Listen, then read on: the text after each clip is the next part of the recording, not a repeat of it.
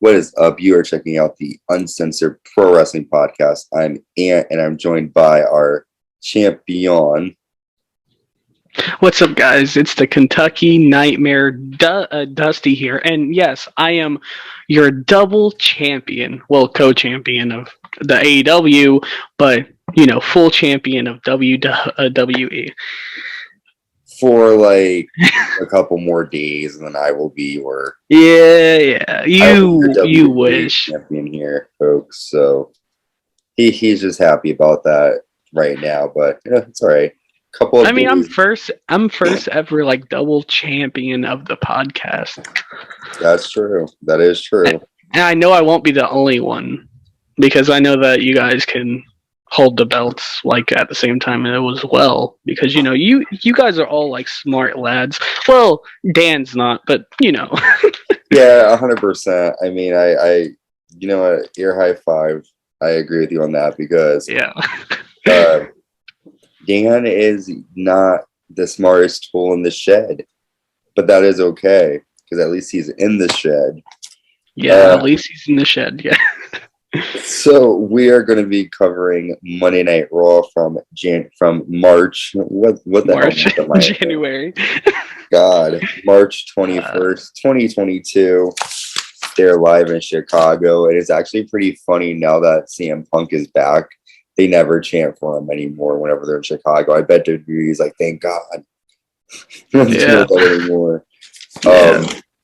So we start out with Stone Cold Steve Austin's music playing, and everyone like stands up and goes all hard, but it's Kevin Owens with a bald cap. Yeah, a bald cap, and he's wearing Austin, like he's completely dressed up as Austin with the t-shirt, the jeans, the bald cap, like you said, and he pretty much says, "Give me a hell yeah," and he says what a bunch of different times, and basically mocks Stone Cold. Exactly, the whole time. He goes, "I didn't know what to do about the challenge, so I did what I always do. I ran my mouth and I accepted the match." And then Stone Cold's music comes on again, and KO looks nervous, and he starts laughing, saying that he fooled the fans again. He wants some beer before Kevin Owens kicks my ass at WrestleMania. And then the announcer tosses beers at KO. KO can't catch the beers. He then tells the guy to come into the ring, and then Owens hit a stunner and pours beer on the guy. So, were you first fooled by KO? Like, did you think Austin was really going to come out at first? Nah. The thing is, I knew. I was like, bro, there's no fucking way Steve Austin is going to come out before Mania. Like, nah. Like, maybe Mania weekend, but not now. Nah, they're going to wait a bit. And then shit is gonna hit the fan at Mania. Same thing with Cody. I believe that Cody is just gonna come out at Mania or Mania weekend, and not actually Mania, or not like before. It's funny facts with Dusty. The reason. Or at least I noticed this, like, at first. I feel like, okay, well, of course, Kevin did the whole thing to, like, fool the fans and stuff. But I feel like it was more than that. But people aren't, like, thinking of it like that. Because, like, I don't know when. I forgot when. But when Kevin started to do the stunner and stuff, he had a shirt that said Owens 316.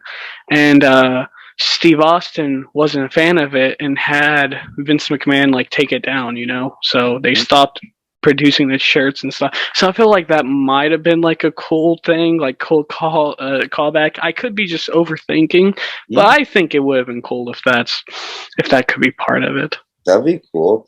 But did you like the segment overall? Oh yeah, it was a good segment. I feel like I love Owens as a heel. I mean, not like a goofy heel, which he's kind of being. So hopefully he's like straightens up more. And I'm kind of glad like the whole like Rollins and him like bromance is kind of. I mean, it's not like completely gone, but like kind of dialed down to where it's not a Sammy and Owens thing or Jericho and Owens. Yeah, it's not. Yeah, I hear you. Yeah, I like the segment. I thought it was funny. But yeah. It was good. I'm excited to see Austin at WrestleMania, so we'll see what happens next. Speaking of up next, the Dirty Dogs. That's NXT champion Dolph Ziggler and Robert Roode taking on Rey and Dominic Mysterio. The Miz comes out, and the Mysterios nail planches to the Dirty Dogs outside of the ring. Seth Rollins comes out during the match, and Rollins says he wants a WrestleMania match that will live forever. And his mic gets cut off, and he leaves. Rey Mysterio nails a cool DDT, and then Robert Roode nails a spine buster at Dominic, but then Dominic nails a 619 and a springboard splash on Robert Roode to get the victory for the team. But then after the match, Dolph super kicks Dominic, and the Miz nails a slow crushing finale to Rey Mysterio outside of the ring, and the Miz pulls off Rey's mask. And then backstage, the Miz has, I'm saying all these words at the same time. The Miz has the mask, and Miz says he humiliated Rey and will humiliate Rey and Dominic at WrestleMania. He tells Logan Paul that the mask is yours, and Logan should wear it next week. So, what did you think of the match? And do you think Logan and Miz will pay next week for stealing Rey's mask? I feel like so the match overall was an average match up, I guess. I mean, I didn't see why they had the Rollins come out. I think they should have just had him come out to demand a match when everything was quiet, not when there was a match going on. But it was whatever.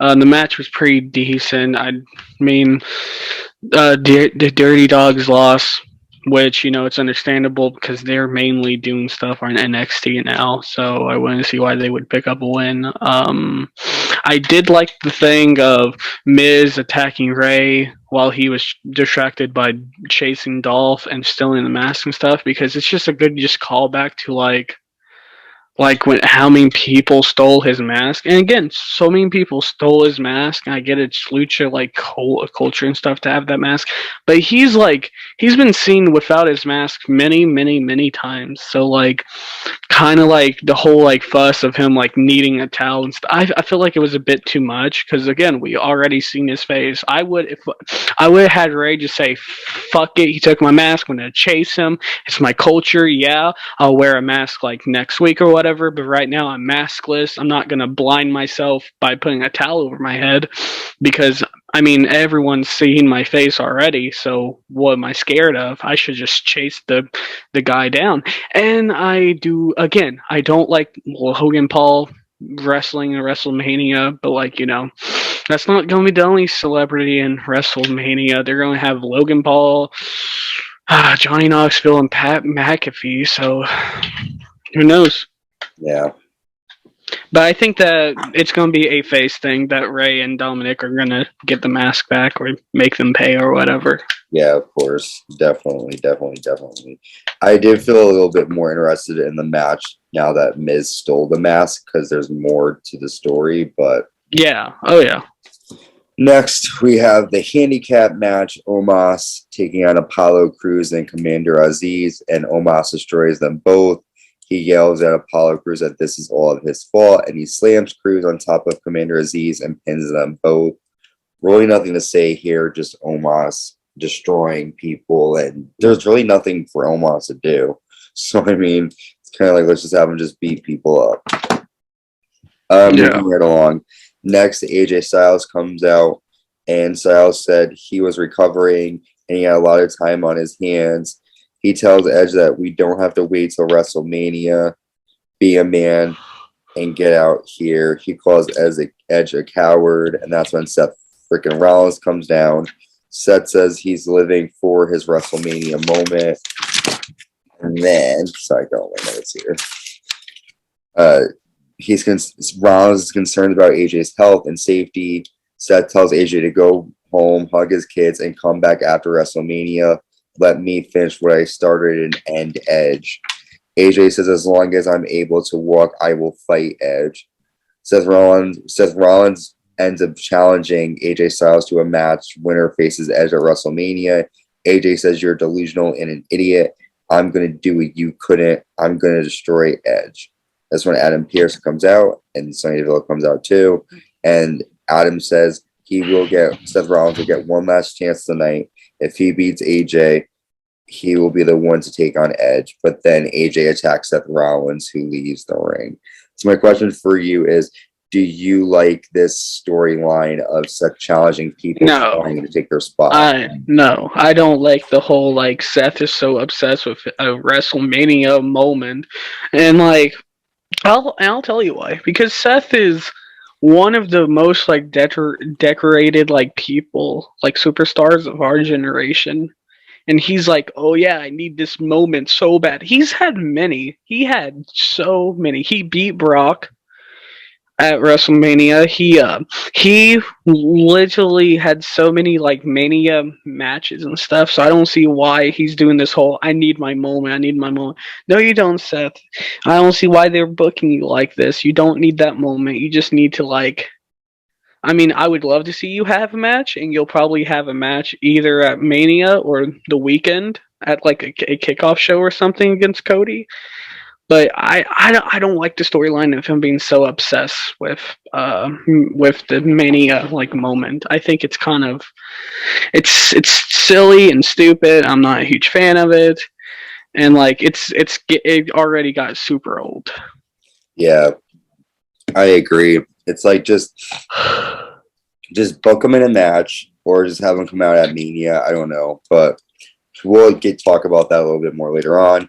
Next, we see Queen Zelena backstage with Carmella, and Zelena tells Carmella that they need to focus on WrestleMania. And Carmella's like, I am focused, and she keeps texting on her phone. And then Zelena throws Carmella's cell phone, and then Carmella slaps Zelena, and the two brawl backstage. And then, which I was happy to see Zelena got the better. We then have a tag match, Natalia and Shayna Bazer taking on Rhea Ripley and Liv Morgan. Shayna nails a discus clothesline and gets the win. After the match, Zelena and Carmella attack all the women, and Zelena and Carmella raise their hands and are dominant. And my question for you is, will Zelena and Carmella be dominant at WrestleMania, or do you think they're going to lose it? No, I think they're going to lose their titles. Sadly, though, dude, I'm telling you, with the tag team like women division on WWE now, I only care about like NXT, and I barely like the only part of it that I like is the fact that Toxic Attraction is still the champions on NXT, because like with NXT, a bunch of the like Toxic Attractions, the only team that's not a thrown together team, because they started to be Toxic Attractions before the titles or whatever. But it just seems like, and this is main roster as well, they take just females and they throw them together because they got nothing else for them like planned or whatever. They threw like Natalia and Shayna together for no reason. I would have kept like Tamina and Natalia or something. Like, yep. Why are you throwing people together, breaking people up? Just throw them together with someone else. Like, yeah. It's kind of useless. Yeah.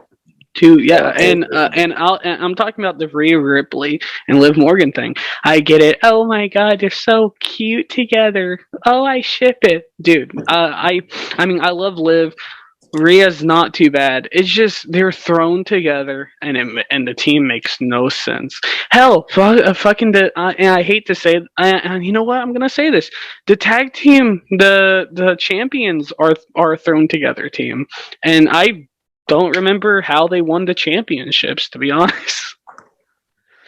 I mean, Carmella and Zelena are good competitors, like, by themselves, but together, they're just thrown together and random. I don't know who they beat for the title. Who were the champions? I think they beat Ash and Ripley. Oh, okay. Yep, there you go. So that was a bit ago. Yeah, that was a bit ago. They've had so they probably like August. They had those belts for that long. And they haven't been defending or whatever. Yeah. Oh god. But I do have to say, I'm more of a Carmella fan, and I'm not saying like, oh yeah, she's so hot and shit, blah blah. No, I started to recently watch Carmella and Corey Graves' show on YouTube, and I kind of like the show. It's pretty cool. So Well, I'm a I'm a fan of big Queen going out. Zelena fan, and Queen Zelena's Oh yeah, always checking out. Queen Selena simp, more She's like always it. checking out the Instagram. So Queen Zelena, I'm repping you, mama. I will see you at WrestleMania. Well, my girl's not going to be at WrestleMania. That's okay. Who's your girl, Bailey? Liv Morgan. No, Liv Morgan. Yeah, Why? I've always been a Liv Why simp isn't Liv gonna be there? because she didn't win. What do you mean? Okay, so her team didn't win. Shayna, Baszler, and Natalia won, correct? No, it's a fatal four-way. Oh shit! It is a fatal. My bad. I had a blonde moment. I'm like, oh, I thought that was the contender match. Okay, yeah, then never mind. I'll be repping you, Liv. Even though you and Rhea Ripley are thrown together, you guys aren't the Riot Squad. I know that you two can win the titles. We'll see. Well, speaking of titles, my other favorite woman, the Raw Women's Champion, big time Becky Lynch comes down, Yeah. and Becky says, "What does it mean, or what does it profit a man to gain the world and lose his soul?" She goes, 15 long Some months cryptid ago. shit. Yeah, 15 long months ago, she went without holding a title, not because anyone beat her for this. She claims that she would do anything to get this back, and then she goes, "My precious," sort of like fucking Lord of the Rings god, which was weird. Yeah. Yeah. She goes, "I am power, I am glory, I am the prize at the top of the mountain." She goes, "When you all chanted for Belair instead of me, I knew I would sell my soul for this," meaning the title. She goes, "You didn't mean to injure me, but I meant to injure you, throat for throat." She goes, Becky goes, "You're not here because I put you in the hospital, or maybe because you thought if I took your here, I would take your identity and you would lose your soul."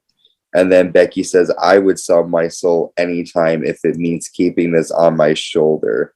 And then she asks the question again, "What does it profit a man to gain the world and lose his soul?" She says, "I'll show you at WrestleMania if you make it." Boom. Anyways. By the way, she even calls herself the devil. She refers to herself as the devil. That's pretty nice.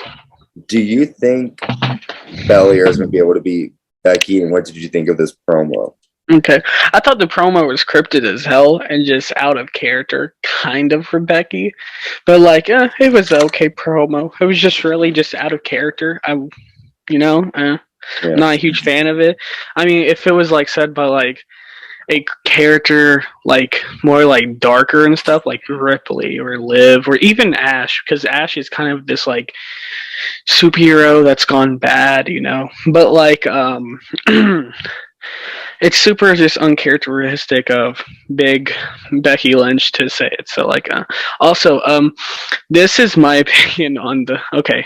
Sadly, I'm pretty sure Bianca's gonna win the belt, and that sucks because I want Becky to retain, to lose it to someone more worthy of it, I guess. I'm not saying oh yeah, well Bianca sucks because Bianca's good. It's just she's not title worthy. I can agree to that a little bit. Yeah. I think Becky should retain. I know they're not going to probably make her. Yeah. I'm still going to predict that she's going to win just because I'm rooting for her. But I'm fuck you, Bianca. I want Becky to win. I'm not going to tell you guys my predictions because I don't want to spoil anything. Well, maybe by the time we do it, I might have a different opinion, right? Because we're all same here, yeah. Right? You never know. Maybe I might say, something happened that made me think. So, yeah, you never know. But I think Chris Benoit's going to win. Who? I think Chris Benoit's going to win. Yeah, well, I think you're on crack. We're going to take a quick break. When we come back, we're going to be talking about the United States Champion Finn Balor versus Austin Theory, WWE Raw Tag Team Champions RK Bro taking on Alpha Academy, and the main event, AJ Styles versus Seth Freakin Rollins. Stay tuned. Welcome back. Yes, definitely check out anchor.fm, the only place that you can create and distribute your podcast for free. Simply check out What?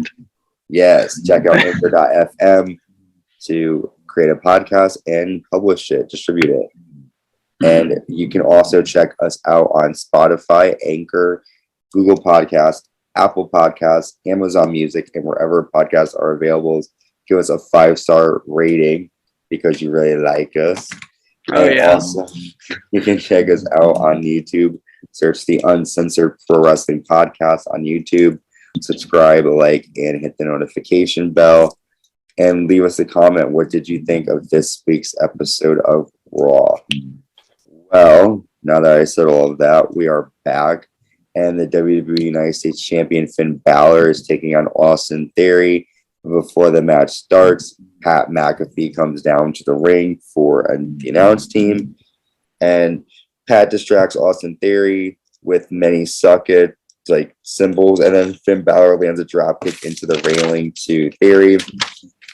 Pat distracts Theory again, allowing Balor to roll up Austin to get the win. And my question is, will Pat be the downfall for Austin Theory?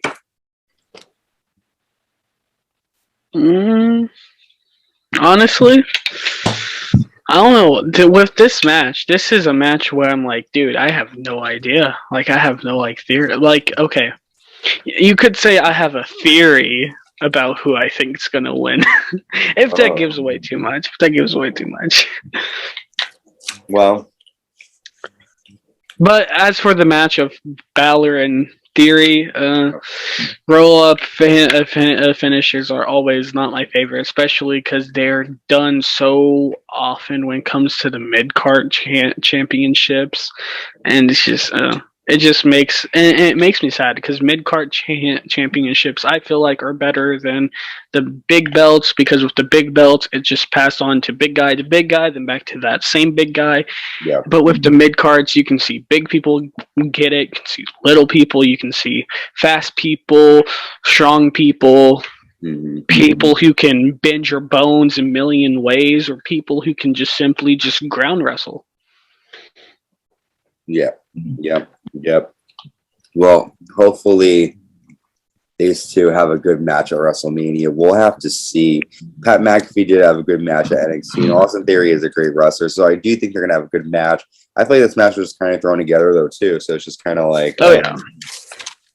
Well, definitely thrown together. Up next, we have RK Bro, the Raw Tag Team Champions. They defeat Alpha Academy after a Broton of Chad Gable. After the match, Otis attacks Riddle until the Street Profits make the save. And my question is, do you think the Street Profits will be the last team standing like they were this week at WrestleMania?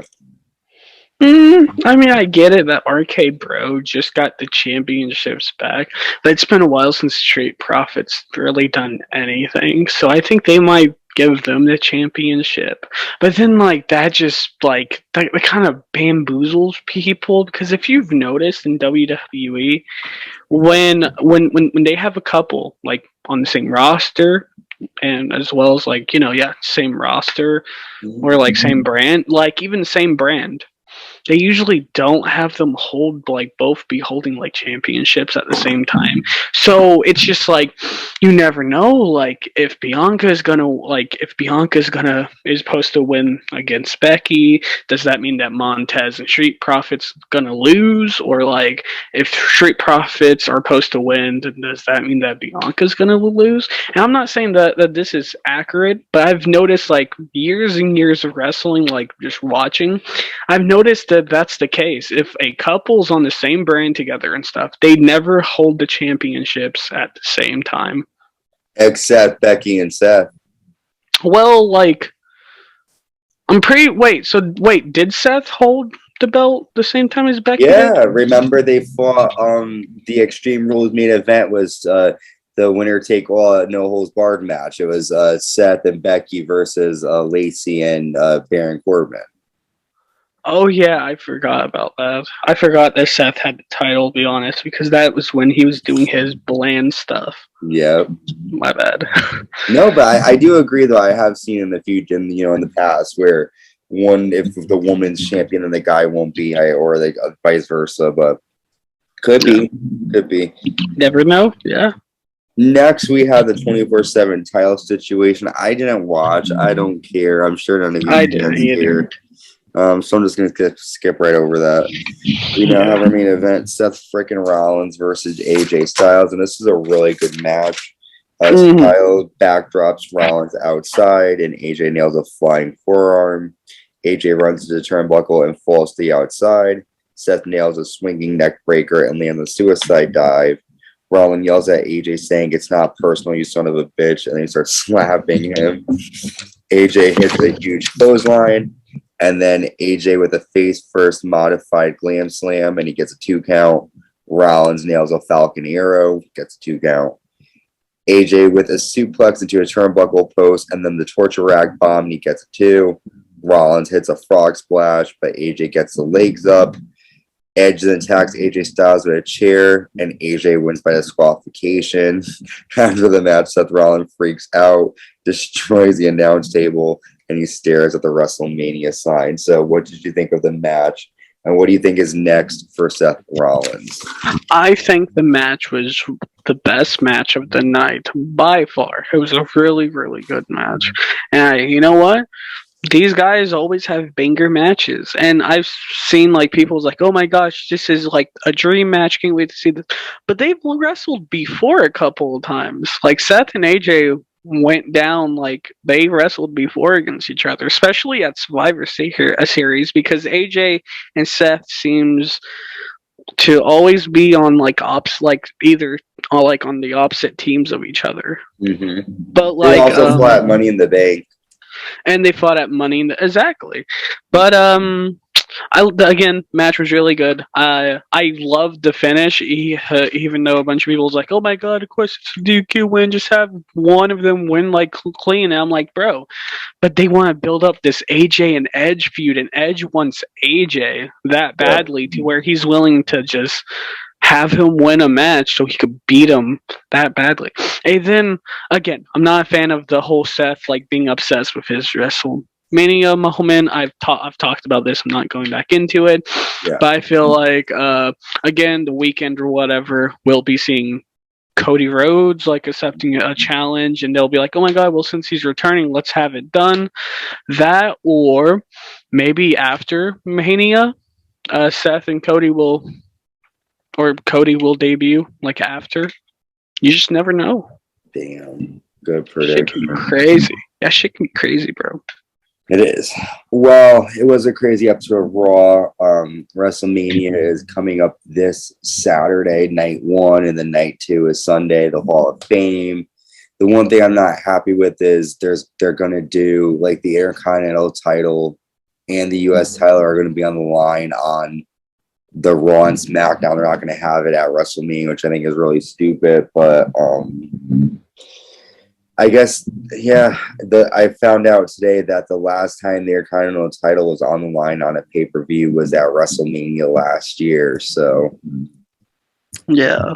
Craziness, man. But thank you guys for tuning in. We will be back soon with our SmackDown recap. We have our WrestleMania predictions coming out, and we have a lot more coming out for WrestleMania. A lot more content.